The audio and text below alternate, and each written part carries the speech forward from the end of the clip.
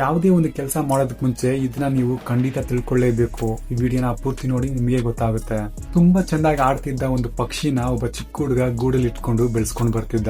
ಆ ಪಕ್ಷಿ ಆಡೋದ್ನ ತನ್ನ ಫ್ರೆಂಡ್ಸ್ ಗಳಿಗೆ ತೋರಿಸ್ಬೇಕಂತ ಆ ಹುಡುಗನಿಗೆ ತುಂಬಾ ಆಸೆ. ಆ ಪಕ್ಷಿ ಹಗಲೊತ್ತು ಆಡೋದು ಇಲ್ಲ, ಬಾಯಿ ತೆಗಿಯೋದು ಇಲ್ಲ, ರಾತ್ರಿ ಮಾತ್ರ ಹಾಡನ್ನ ಆಡುತ್ತೆ. ಇದನ್ನ ನೋಡಿದಂತ ಹುಡುಗನಿಗೆ ತುಂಬಾ ಬೇಜಾರಾಗುತ್ತೆ. ಇದನ್ನ ನೋಡಿದಂತ ಒಂದು ಗೂಬೆ ಆ ಪಕ್ಷಿ ಹತ್ರ ಬಂದು, ಪಾಪ ಅವನು ಚಿಕ್ಕ ಹುಡುಗ, ಅವನಿಗೋಸ್ಕರ ಆದ್ರೂ ನೀನು ಹಾಡನ್ನ ಆಡ್ಬೋದಲ್ವಾ ಅಂತ ಕೇಳುತ್ತೆ. ಅದಕ್ಕೆ ಆ ಪಕ್ಷಿ ಹೇಳುತ್ತೆ, ಅಯ್ಯೋ ಹೋಗಪ್ಪ, ಹೀಗೆ ಒಂದ್ಸಲ ಹಗಲಲ್ಲಿ ನಾನು ಹಾಡಾಡ್ತಿದ್ದೆ, ಆ ಚಿಕ್ಕ ಹುಡುಗ ನನ್ನ ಗೂಡಲ್ಲಿ ಹಾಕೊಂಡು ಮನೆಗೆ ತಗೊಂಡೋದ ಅಂತ ಹೇಳುತ್ತೆ.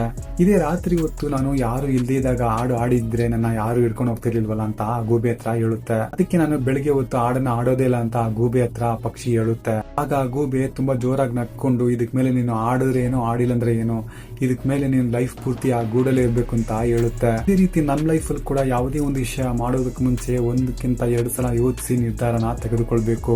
ಯೋಚನೆ ಮಾಡದೆ ನಿರ್ಧಾರ ತಗೊಂಡು ಆಮೇಲೆ ಅದ್ರ ಬಗ್ಗೆ ಯೋಚನೆ ಮಾಡಿ ಯಾವೊಂದು ಉಪಯೋಗ ಕೂಡ ಇಲ್ಲ. ಜ್ಞಾಪಕ ಇಟ್ಕೊಳ್ಳಿ, ಎಲ್ಲಾ ಟೈಮಲ್ಲೂ ನಮಗೆ ಸೆಕೆಂಡ್ ಚಾನ್ಸ್ ಅನ್ನೋದು ದೊರಕದೇ ಇಲ್ಲ. ಈ ವಿಡಿಯೋ ನನ್ನ ಫ್ರೆಂಡ್ಸ್ ಅಂಡ್ ಫ್ಯಾಮಿಲಿ ಎಲ್ರಿಗೂ ಶೇರ್ ಮಾಡಿ, ಅವರು ತಿಳ್ಕೊಳ್ಳಿ.